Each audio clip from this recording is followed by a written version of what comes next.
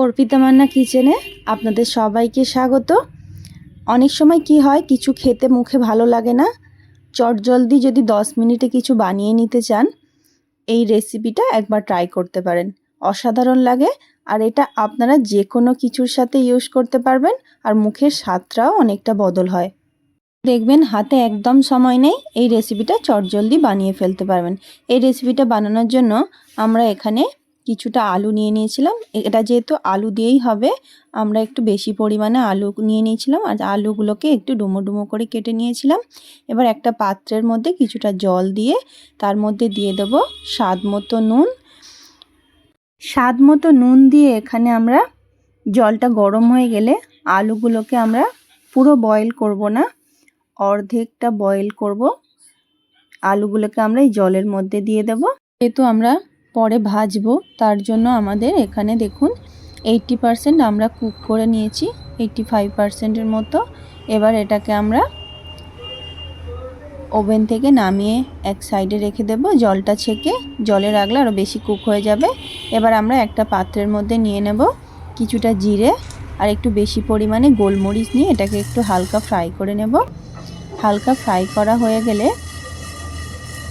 এটাকে আমরা অল্প একটু মিক্সচার গ্রাইন্ডারের মধ্যে, একদম গুঁড়ো করব না, দাঁড়া করে এটাকে একটু গুঁড়ো করে নেব। এবার আমরা এখানে যে আলুটা নামিয়ে নিয়েছিলাম, সেই আলুটা থেকে আমরা এখানে জলটা ছেঁকে জলটাকে বের করে আলুটা এক সাইডে রেখে দেব।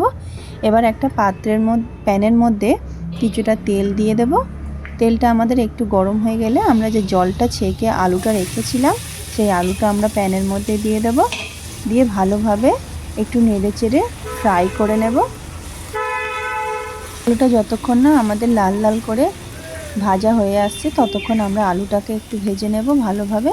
যেহেতু আলুটা সিদ্ধ হওয়ার সময় আলুতে নুন দিয়েছিলাম, সেই পরিমাণটা টেস্ট করে নেবেন আগে, না কতটা নুন হয়েছে দেখে।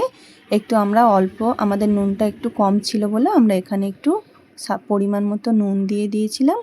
এখানে অল্প একটু ধনেপাতা নিয়ে নিয়েছিলাম, ধনেপাতাটাকে আমরা ছোট ছোট করে কুচি করে নিয়েছি।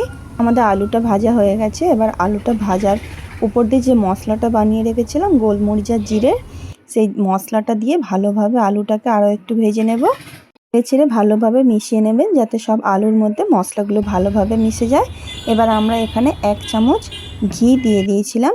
ঘিটা দিয়ে ভালোভাবে আলুর মধ্যে ভালোভাবে মিশিয়ে নেব। অল্প একটু দিয়ে দেবো ধনেপাতা যে কুচিয়ে রেখেছিলাম, সেই ধনেপাতা কুচি। আর কিছুক্ষণের জন্য এটাকে ঘিয়ের গন্ধটা যাতে আলুর মধ্যে পুরোটা চলে যায়, তার জন্য এটাকে কিছুক্ষণ ঢাকনা চাপা দিয়ে রেখে দেব। তারপর কিছুক্ষণ ঢাকনাটা খুলে আবারও একটু নেড়ে চেড়ে এটাকে ভালোভাবে মিশিয়ে নেব। এটা ভালোভাবে মিশিয়ে নিলে আমাদের আলু গোলমরিচের রেসিপিটা রেডি হয়ে যাবে। এটা খেতে অসাধারণ লাগে, আপনারা একবার বাড়িতে বানিয়ে ট্রাই করতে পারেন।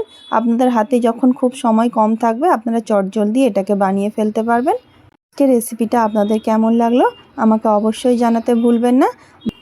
ভালো লাগলে একটা লাইক করে আমার পাশে থাকবেন, আর আপনারা একবার বাড়িতে বানিয়ে ট্রাই করবেন আপনাদের কেমন লাগলো। যদি রেসিপিটা আপনাদের ভালো লাগে আমাকে অবশ্যই শেয়ার করবেন আপনারা কারা কারা বাড়িতে বানালেন।